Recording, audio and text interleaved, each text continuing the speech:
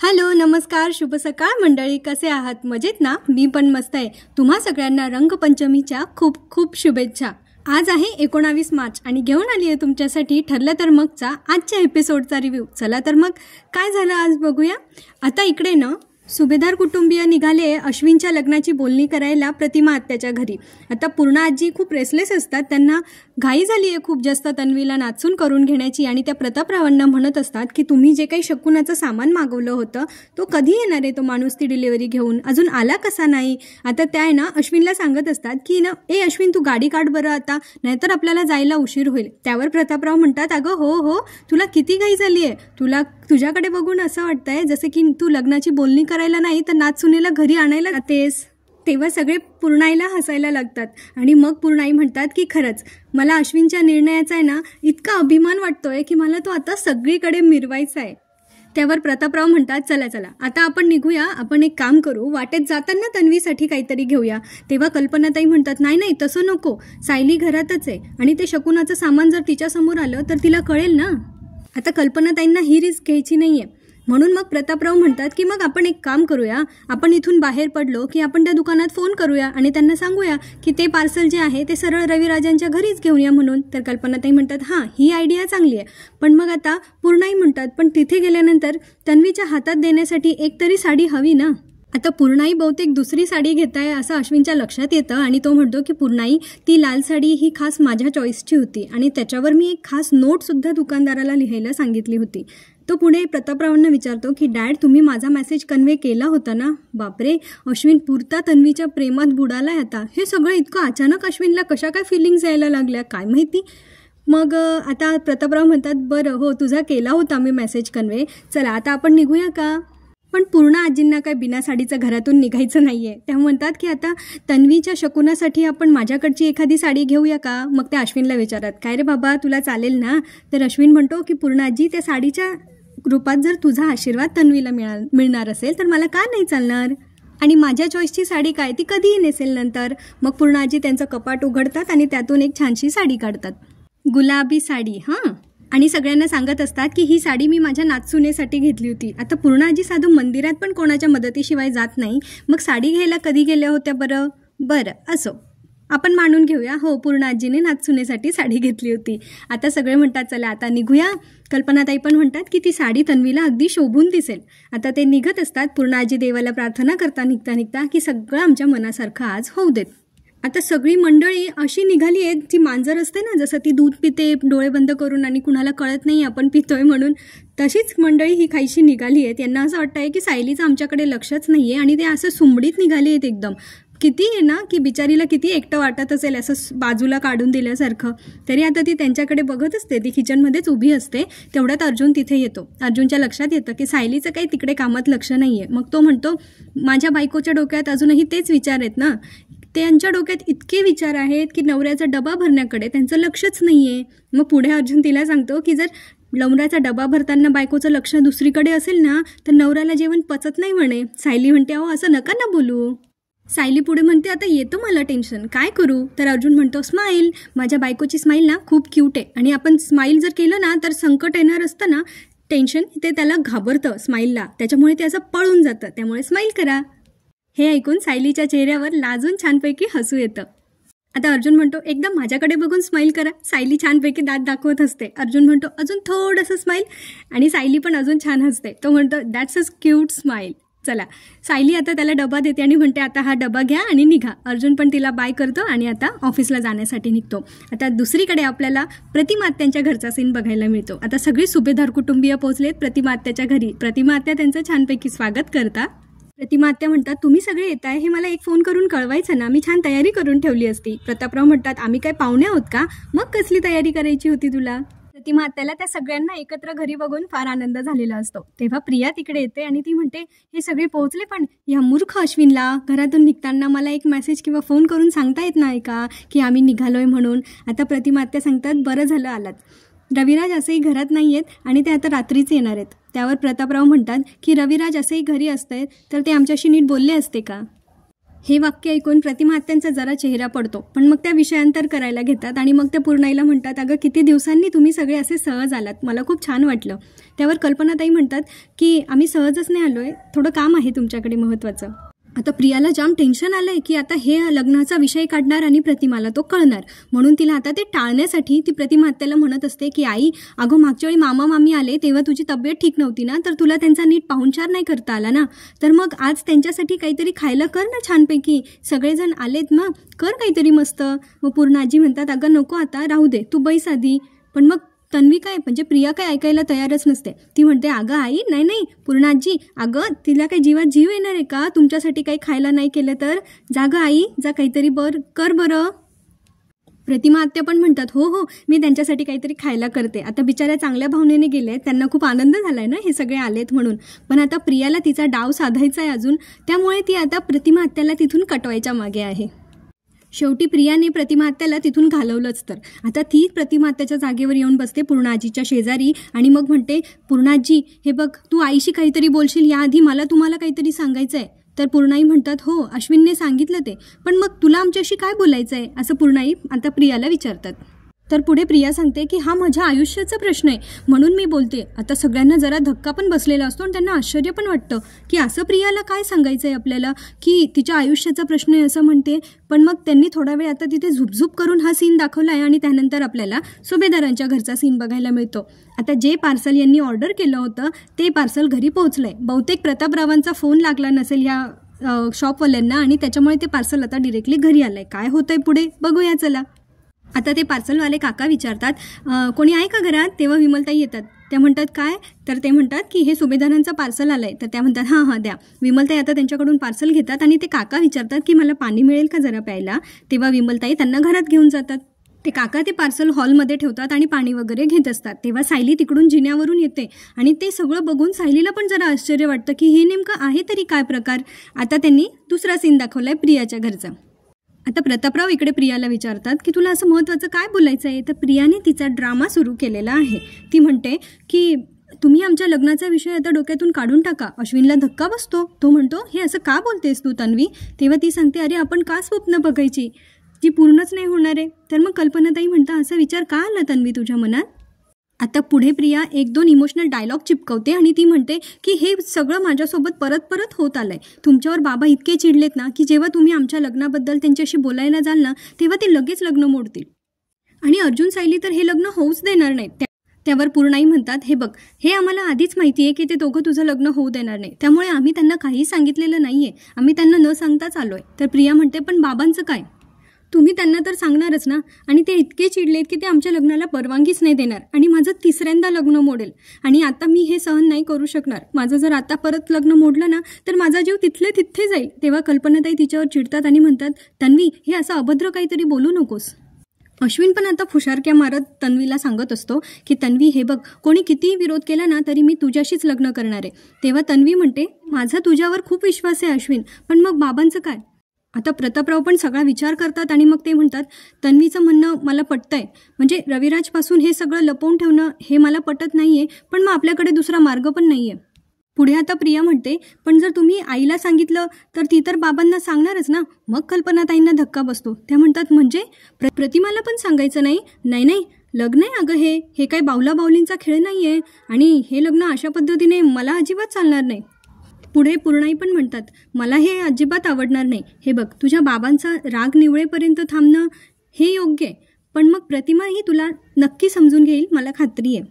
आता पुढे ती म्हणत असते, मला माहिती आहे की त्या दोघांना न सांगता तुम्हाला हे सगळं करणं खूप अवघड जाणार आहे, म्हणून तर मी सांगते की तुम्ही हा डोक्यातून विचार काढून टाका की आमचं लग्न होईल आता, कारण मला तर दुःखाची सवयच झाली आहे ना. आता तिचा इतका इमोशनल ड्रामा चालू असतो आणि ती मनातल्या मनात विचार करत असते की ही म्हातारी विरघळते की नाही. आता म्हण ना की आम्ही त्यांना न सांगता तुमच्या दोघांचं लग्न उरकून टाकू असं, पण तसं काही होत नाही. प्रतिमा आत्या म्हणतात, हे बघ, रविराजांचा राग मला मान्य आहे, पण आपण तुझ्या आईला तरी नक्कीच सांगूया आणि मला खात्री आहे की तिच्या आशीर्वादानेच तुमच्या दोघांचं लग्न लागेल म्हणून. आता त्यांचा सीन संपतो आणि इकडे हा पार्सलवाला सीनचं पुढे काय झालंय ते बघूया. सायली विचारते, कोणाचं पार्सल आहे दादा हे. तेव्हा ते सांगतात की सुभेदारांचं. सायली म्हणते, फळं मिठाई हे काय आहे यात. तर ते म्हणतात की साडी आहे. मग सायली म्हणते तुमची नक्की खात्री आहे ना की हे सुभेदारांचंच पार्सल आहे, पत्ता हाच आहे ना? तेव्हा ते सांगतात की हो, पत्ता हाच आहे, अन्नपूर्णा निवास. खरं तर माझ्या रस्त्यात ना मला खूप ट्रॅफिक लागलं आणि त्यामुळे मला यायला उशीर झाला. माझ्या मालकांचा मला मध्ये मध्ये फोन येत होता, पण मी घाबरलो त्यांचा फोन घ्यायला. आता त्यांना सांगतो की पार्सल पोहोचलं म्हणून. आता सायलीला लक्षात येतं की त्या पार्सलवर कुणाचं तरी नाव लिहिलं आहे, म्हणून ती म्हणते याच्यावर नाव पण लिहिलं आहे, बघू जरा. आणि ते नाव वाचायला जाणार तोवर काय होतं, त्या काकांच्या हातातला पाण्याचा ग्लास त्या पार्सलवर पडतो आणि नंतर मग ते त्यांच्या रुमालाने ते पुसायला लागतात आणि त्यामुळे शाईने लिहिलेलं ते नाव जरा पुसट होतं. सायली नंतर ते हातात घेते आणि ती वाचण्याचा प्रयत्न करते, पण तिला अजून काही नाव लक्षात येत नाहीये. तर ती म्हणते की यावर कुणाचं नाव लिहिलंय ते तर वाचताही येत नाहीये. पण मग आता ते पार्सलवाले काका म्हणतात माफ करा हा, येतो मी. आणि आता ते तिकडून निघून जातात. पुढचा सीन आपल्याला बघायला मिळतो प्रतिमा आत्यांच्या घरचा. प्रतिमा आत्या आता त्यांच्यासाठी खायला म्हणून काहीतरी नाश्ता बनवत आहेत आणि प्रिया बाहेर तिचा मेलोड्रामा कंटिन्यू करते. तर आता प्रिया म्हणत असते की मला लग्नात आईबाबांचा आशीर्वाद नको असेल का, पण आई नक्की बाबांना ही गोष्ट सांगेल. आणि आईचं आणि सायलीचं किती गुळपीट आहे तुम्हाला चांगलंच माहिती आहे ना. ती सायलीला सांगितल्याशिवाय राहणार नाही आणि सायली हे लग्न कधीच नाही होऊ देणार. पूर्ण आजी पण मान हलवत आहे, त्यांनाही पटतंय हो हे असं होऊ शकतं. कल्पनाताईंना तन्वीचं पटतंय, त्यांना हल्ली सगळंच पटतं म्हणा तन्वीचं. त्या म्हणतात हां तन्वी म्हणते ते बरोबर आहे, पण पूर्णाही सांगतात हे बघ तुझा माझ्यावर विश्वास आहे ना, मी रविराजांचा राग तर नाही काढू शकत, पण मी खात्रीने सांगते की प्रतिमा माझ्या शब्दाबाहेर नाहीये. हे ऐकून आता तन्वीला वाटतंय की आपण एवढी मेहनत करतोय ह्याच्यावर सगळं पाणी फिरलेलं आहे, कारण पूर्ण आजी काही तिचं ऐकत नाहीये. तेव्हा ती म्हणतात म्हणजे आता यांचे नको तेव्हा ममतेचे झरे वाहायला लागतात, म्हणजे ही आता म्हातारी त्या अर्ध्या मेंदूला सांगणारच आहे. आणि त्या म्हणतात की पूर्णाजी म्हणतात की तुमच्या लग्नाची जबाबदारी माझी. आता अश्विन पण पूर्णाजीला म्हणतो की थँक्यू पूर्णाई. त्या म्हणतात पूर्णाजी म्हणतात की हे बघ तुझ्या आईच्या आशीर्वादानेच तुझं लग्न होणार आणि तिला समजावण्याची जबाबदारी ही माझी आहे. तेवढ्यात आता प्रतिमा आत्या तिकडून सगळ्यांसाठी नाश्ता घेऊन येतात.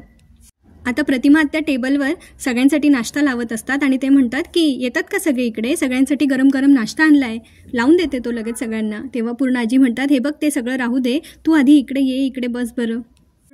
पूर्णाई प्रतिमा आत्याला म्हणतात हे बघ तू इथे बैस, आम्हाला तुझ्याशी जे काही बोलायचं आहे ना ते खूप महत्त्वाचं आहे आणि आम्हाला एका गोष्टीसाठी तुझी परवानगी हवी आहे.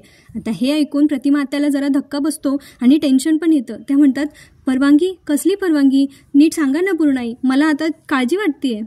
शेवटी आता पूर्णाई प्रतिमा आत्याला सांगूनच टाकतात की प्रतिमा आम्ही तुझ्याकडे तन्वीसाठी मागणी घालायला आलोय, आमच्या अश्विनसाठी. बाप रे, हे ऐकून प्रतिमा आत्याला जोरदार धक्का बसतो. मग त्यांनी खूप वेळ सगळ्यांच्या चेहऱ्यावर थोडा वेळ कॅमेरा दाखवला आणि नंतर मग आपल्याला सुभेदारांकडचा सीन बघायला मिळतो. सायलीला आता तिच्या हातात ते सवाष्णाचं पार्सल आहे जे त्यांनी शकुनाचं मागवलं होतं ते, आणि ती आता ते नाव वाचण्याचा प्रयत्न करते. तर तिला कळतं की त्याच्यावर तन्वीचं नाव लिहिलंय. मला वाटलं हे दाखवणारच नाहीत की त्याच्यावर कोणाचं नाव आहे, पण सायलीला आता थोडीशी शंका निर्माण झाली आहे. ती म्हणते तन्वीच्या नावाचं हे सवाष्णाचं पार्सल इकडे कसं काय आलंय. आता सायली विमलताईंना विचारते की हे पार्सल आईंनी किंवा पूर्णाजींनी मागवलं आहे का तन्वीच्या नावाचं. तेव्हा त्या म्हणतात की नाही, पण मागवलंही असेल तर मला नाही माहिती, कारण हल्ली त्या माझ्याशी नीट नाही बोलत ना. सायली त्यांना विचारते म्हणजे, तर विमलताई सांगतात की काही नाही होते, काही नाही. सायली विमलताईंना म्हणते तुम्हाला माझी शपथ आहे, मला सांगा बरं काय झालंय ते. विमलताईंच्या डोळ्यात पाणी असतं, त्यांना खूप हर्ट झालंय. पण मग त्या सांगू लागतात की सकाळी मी कॉफी द्यायला गेले ना पूर्णाईंच्या खोलीत, तेव्हा ताई वहिनी माझ्यावर खूप ओरडल्या आणि मग ती सांगते की कसं कल्पना त्यांच्यावर ओरडल्या होत्या ते. आणि मग सायलीलाही ऐकून जरा आश्चर्य वाटतं आणि वाईटही वाटतं आणि ती म्हणते की आई असं वागले तुमच्याशी. पण सायली नंतर विमलताईंची मनधरणी करतात आणि म्हणतात की हा राग तुमच्यावरचा नसेल, बहुतेक त्यांना असं काहीतरी बोलायचं असेल जे तुम्ही मला येऊन सांगाल असं त्यांना वाटत असेल आणि म्हणून ते तुमच्यावर ओरडल्या की तुम्ही मला सांगू नये आणि ऐकू नये काही म्हणून. पण मग विमल पण म्हणते तुमच्यापासून लपवण्यासारखं असं काय असेल याच्यात. तर सायली विचार करायला लागते, माहीत नाही याच्यात काय असेल असं. पण मग नंतर विमलताई म्हणतात ते जाऊ द्या, मी आता हे सगळं पाणी सांडलेलं असतं ना, तर त्या म्हणतात की मी आता हे सगळं साफ करून घेते आणि म्हणून त्या किचनमध्ये कपडा आणण्यासाठी निघून जातात. आणि इकडे आता सायली विचार करते, मग तिला एक क्लू सापडला की हे सगळं जर आपल्याला जाणून घ्यायचं असेल तर एक मार्ग आहे. आणि मग सायलीने ना त्या पार्सलवाल्या काकांना विचारलं होतं की तुम्ही कुठून आला आहात. तेव्हा त्यांनी सांगितलं होतं की रूपछाया साडी सेंटरमधून. तेव्हा सायली आता रूपछाया साडी सेंटरचा नंबर मिळवते आणि ती त्यांना कॉल करत असते. त्यानंतर ते आपल्याला पुन्हा प्रियाच्या घरचा सीन दाखवतात. आता तिकडे ना प्रतिमा आत्याला धक्का बसला होता की हे अश्विन आणि प्रियाचं लग्न लावण्याचा विषय करतायत. मग त्या म्हणतात की अश्विन आणि प्रियाचं लग्न हा विचार कसा आला तुमच्या मनात. तेव्हा ते सांगतात की हा विचार आमच्या मनात नाही तर अश्विन आणि प्रियाच्याच मनात आलाय. तेव्हा प्रतिमा आत्यांना अजून एक धक्का बसतो की तन्वी तर आपल्याला याबद्दल काहीच नाही बोलली. म्हणून त्या विचारतात तन्वीला की तन्वी, तू याबद्दल मला आधी काहीच नाही सांगितलं, मला तर काय बोलावं काहीच कळत नाही आहे. पुढे ते अश्विनला म्हणतात की तन्वीच्या बाबतीत काय झालंय हे तुला माहिती आहे अश्विन, तरीही तू तिच्याशी लग्न करायला तयार झालास. त्यावर अश्विन म्हणतो की तन्वीच्या बाबतीत जे काही झालंय त्यात तिचा काहीच दोष नाही आहे आणि तन्वीसारखी गुणी मुलगी जर मला बायको म्हणून मिळणार असेल तर मी स्वतःला खूप लकी समजतो. अरे बाबा, तो धोंडा तुझ्या गळ्यात पडणार आहे, तुला कळत नाही आहे. पुढे प्रतिमा आत्या म्हणत असतात की मला यांच्याशी बोलावं लागेल, मी यांच्याशी बोलते आणि मग तुम्हाला काही ते कळवते. पण मग कल्पनाताई म्हणतात की रविराज या लग्नाला कधी तयार नाही होणार याची आम्हाला खात्री आहे, म्हणून आम्हाला असं वाटतं की लग्न लागेपर्यंत त्यांना काहीही सांगायचं नाही. प्रतिमा आत्या हे सगळं ऐकून ताडकन उठून उभ्या राहतात आणि ते म्हणतात नाही नाही, लेकीच्या लग्ना एवढी महत्त्वाची गोष्ट मी यांच्यापासून कशी लपवू, हे कसं शक्य आहे. आणि त्यांना बघून मग सगळेच उठून उभे राहतात. आणि आता मग तन्वी पुन्हा तिचा ड्रामा सुरू करते आणि मग ती म्हणते मी म्हणाले होते ना तुम्ही सगळ्यांनी काढून टाका हा विचार डोक्यातून, मला माहिती आहे बाबा या लग्नाला कधीच तयार होणार नाही, माझं लग्न कधीच होणार नाही, मला भोगू दे माझ्या नशिबाचे भोग, असं म्हणून ती फार आता रडण्याचं नाटक करत असते. पण मग पूर्णाईमध्ये बोलतात आणि त्या म्हणतात बघ लेकीची अवस्था बघतेस ना, तिच्या मनाचा जरा विचार कर आणि माझ्याही मनाचा जरा विचार कर. मला माहिती आहे तू मला तुझ्या वचनातून मुक्त केलंयस, पण माझ्या मनाला ही खंत लागून राहतेच ना गं. आणि तन्वीसारखी मुलगी मला माझी नाचून करण्याची नशिबाने अजून एक संधी दिली आहे, या संधीचाही जरा विचार कर प्रतिमा. आता सगळेच प्रतिमा आत्यावर एक प्रकारे इमोशनल दबाव आणतायत. तेव्हा प्रतापराव पण म्हणतात की आम्हाला आमच्या चुकीचं प्रायश्चित्त करण्याचा एक चान्स तरी दे. आणि मग कल्पनाताई पण म्हणतात की हे बघ माझा अश्विन एकदम गुणी मुलगा आहे, तो तन्वीला सुखात ठेवेल याची माझी खात्री आहे. आणि मग राहिली सोयली कसर पूर्णाई पूर्ण करतात आणि त्या म्हणतात हो म्हण ग प्रतिमा, एकदा का तन्वी आणि अश्विनचं लग्न झालं ना की मग मी डोळे मिटायला मोकळी होईन. हे ऐकून प्रतिमा आत्याला बरं नाही वाटत. त्या म्हणतात पूर्णाई काहीही काय बोलताय. प्रतिमा आत्यानंतर सगळा थोडा सारासार विचार करतात आणि मग त्या म्हणतात की त्या दिवशी तन्वी अश्विनचे कॉल घेत नव्हती तर तो खूप अस्वस्थ झाला होता आणि तिची चौकशी करायला म्हणून घरी आला होता. तिच्या डोळ्यात पाणी आलं तर त्याला त्रास होतो, तो तिची काळजी करतो, या सगळ्या गोष्टी मला दिसत होत्या, पण त्याचा असा अर्थ असेल हे मला कळत नव्हतं. आत्ता ह्या सगळ्या गोष्टींची मला लिंक लागते. जावयात अजून कोणते गुण हवे. बापरे, झालं म्हणजे प्रतिमा आत्याने आता यांच्या लग्नाला परवानगी देऊन टाकली. प्रतापराव म्हणतात म्हणजे प्रतिमा तुझा होकार आहे. तन्वीला तर धक्काच बसला आश्चर्याचा आणि सुखद धक्का बसला. तिला वाटलं हे अर्ध्या मेंदूच्या बाईने देऊन टाकली परवानगी माझ्या लग्नाला, बापरे. आणि सगळ्यांच्या चेहऱ्यावर आनंद असतो. आता तन्वी आनंदाने तिच्या आईला मिठी मारते की थँक्यू आई, थँक्यू. प्रतिमा आत्याचा इतका पटकन होकार खरं तर मला पण अपेक्षित नव्हता आणि माझ्याप्रमाणेच सुभेदारांनाही कदाचित अपेक्षित नव्हता, पण झालंय. आता प्रतिमा आत्याने होकार दिलाय, पण पुढे आता बघणं मनोरंजक असणार आहे. तर आता सायलीने त्या रूपछाया साडीवाल्यांच्या इकडे फोन केलाय त्यांच्या शॉपमध्ये आणि सायली म्हणते की मी सायली सुभेदार बोलते. तेव्हा तिथून एक माणूस बोलत असतो आणि तो सांगतो की तुमच्याकडे पार्सल पोहोचलं ना, ती लाल साडी ॲक्च्युली आमच्याकडे अवेलेबल नव्हती, स्टॉकमध्ये नव्हती, म्हणून जरा लेट झालं. आणि नंतर तुमचा मेसेज आला होता की ते दुसऱ्या पत्त्यावर पाठवायचं आहे, पण तोपर्यंत आमच्या माणसाने तुमच्याकडे डिलिव्हरी देऊन टाकली होती, सॉरी हा मॅडम. तेव्हा त्या म्हणतात की दुसऱ्या कोणत्या पत्त्यावर पाठवणार होतात ती साडी. तेव्हा ते सांगतात की रविराज किल्लेदार आणि मग ते त्यांचा ॲड्रेस सांगायला लागतात. तेव्हा आता सायलीला धक्का बसतो की शकुनाची साडी आहे, लाल रंगाची साडी, फळं, मिठाई, एवढं सगळं प्रियासाठी असेल का तिकडे. आणि तिला तन्वी नाव थोडं थोडं पुसट दिसलं होतं, त्यामुळे तिला असं वाटतंय की तिच्याकडे शकुनाचं काही कार्यक्रम असेल का, आई आणि बाबा त्यासाठीच गेले असतील का. आता मग ती अर्जुनला फोन करते, कारण तिच्या डोक्यात कुठली शंकेची पाल चुकली की ती अर्जुनला सांगितल्याशिवाय राहत नाही. आता ती अर्जुनला सांगते की अहो आपल्याकडे असं एक पार्सल आलं होतं आणि त्याच्यावर तन्वीचं नाव आहे आणि ते पार्सल आहे ना नंतर रविराज काकांच्या घरी जाणार होतं. तेव्हा अर्जुन म्हणतो हो हो ठीक आहे, मग तुम्ही एवढं का पॅनिक होत आहे. तेव्हा सायली सांगते की ते पार्सल ना आईंनी आणि पूर्णाईंनी बहुतेक मागवलं होतं, त्याच्यात साडी वगैरे आहे. तर मग अर्जुन म्हणतो अहो, मग सायली म्हणते की कदाचित लग्नाचं वगैरे काही असेल का. अर्जुन म्हणतो फॅन्टॅस्टिक, ग्रेट न्यूज, म्हणजे जर प्रियाचं लग्न ठरलं असेल तर तुम्ही चिंतेत काय आहे, तुम्हाला तर उलट खुश झालं पाहिजे, तुमच्या नवऱ्याची मागची कटकट जाईल आता. आणि कदाचित आई मॉम आणि पूर्णाईला त्याबद्दलच छान वाटलं असेल म्हणून त्यांनी तिच्यासाठी मागवलं असेल काहीतरी. सो तुम्ही रिलॅक्स राहा, मी पण आता कामात आहे. अर्जुन आता सायलीला दिलासा देत असतो आणि तो काही ही गोष्ट एवढी सिरियसली घेत नाहीये, पण सायलीला मात्र ह्या गोष्टीची फार भीती वाटते. तर हे सगळं इतकं लपून छपून चाललंय ना तिच्यापासून, त्यामुळे तिला त्याचं नाही वाईट वाटत आहे की तिला ते सामील नाही करून घेते, पण तिच्या डोक्याला ही कुणकुण लागली आहे की ह्या सगळ्याचा परिणाम घरावर वाईट दृष्टीने नको व्हायला. आता प्रियाच्या बाबतीत असेल का, तिचं लग्न वगैरे ठरलं असेल का, या सगळ्या विचारांनी सायली अजून त्रस्त आहे. आता बहुतेक सकाळची रात्र झाली आहे आणि सायली अजूनही त्याच विचारात आहे. ती तिच्या बेडरूममध्ये बेडवर बसलेली असते. अर्जुन पण ऑफिसमधून आलाय आणि त्याचं लक्ष जातं की सायली अजूनही कुठल्या तरी गहन विचारामध्ये एकदम बुडाली आहे. तेव्हा अर्जुन तिला म्हणतो की तुम्ही अजूनही तोच विचार करताय का? तुमच्या डोक्यात अजूनही तेच आहे का? अहो, प्रियाचं लग्न ठरलं असेल तर चांगली गोष्ट आहे ना. आपल्या घरी आता ती पुन्हा पुन्हा येणार नाही, तिचं आता माझ्या मागे कटकट लागणार नाही. तेव्हा सायली म्हणते नाही, तिचं लग्न ठरलं असेल तर चांगलीच गोष्ट आहे, चांगलं होऊ देत तिचं. पण तुम्हाला असं वाटतं का की तिचं जर लग्न ठरलं असतं तर ती इतकी शांत बसली असती? म्हणजे ती आपल्याकडे आली असती, तिने बडाया मारल्या असत्या तिच्या लग्नाच्या. आणि खरं आहे, जर एखादा दुसरा चांगला श्रीमंत मुलगा प्रियाला मिळाला असता ना तर ती नक्की आली असती आणि एवढ्या बडाया मारल्या असत्या. पण मग यांची सिरियल कशी पुढे गेली असती ना. म्हणून आता त्यांनी असं दाखवलं आहे. आता बरं अश्विन होता म्हणून प्रियाचं इथे थोडंफार फावतंय असं म्हणायला हरकत नाही. पण काय माहिती त्यांचं लग्न खरंच होऊन जाणार आहे का? बघूया पुढे काय काय होतं आहे ते.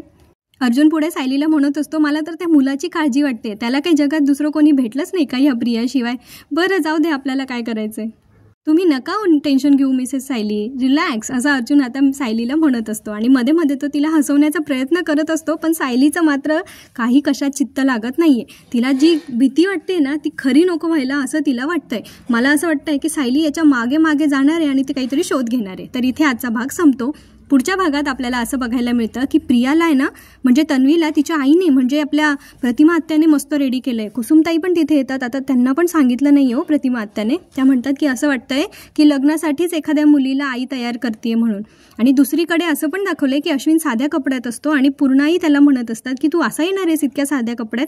तेव्हा अश्विन म्हणतो की मी घरून साध्या कपड्यात गेलो तर कुणाला डाऊट नाही येणार, मी तिकडे गेल्यावर कपडे चेंज करू. सायलीला पण बहुतेक यांच्या सगळ्या या हालचालींचा डाऊट आलाय आणि मला असं वाटतंय की सायली पण त्यांच्या मागावर आता त्या दिवशी जाणार आहे. आणि अर्जुनही नेमका तिथेच गेलाय, कारण हे सगळे बहुतेक कोर्ट मॅरेज पटापट आवरण्याच्या मागे आहेत आणि म्हणून ते कोर्टात गेलेत आणि हे सगळे कोर्ट मॅरेज करून लवकर घरी येण्याच्या मार्गावर असू शकतात. कारण अर्जुन पण आता कोर्टाच्या कामासाठी तिथे गेला होता आणि त्याला हे सगळं दिसतं की नाही काय माहिती. तर पुढचे काही भाग मनोरंजक असणार आहेत, जबरदस्त मनोरंजक असणार आहेत. कारण प्रिया आणि अश्विनचं लग्न होतं की नाही, सायली अर्जुनला ही गोष्ट कळते की नाही, नंतर रविराजांचं याच्यावर काय मत असणार आहे, या सगळ्या गोष्टी आपल्याला बघणं फार फार मनोरंजक ठरणार आहे.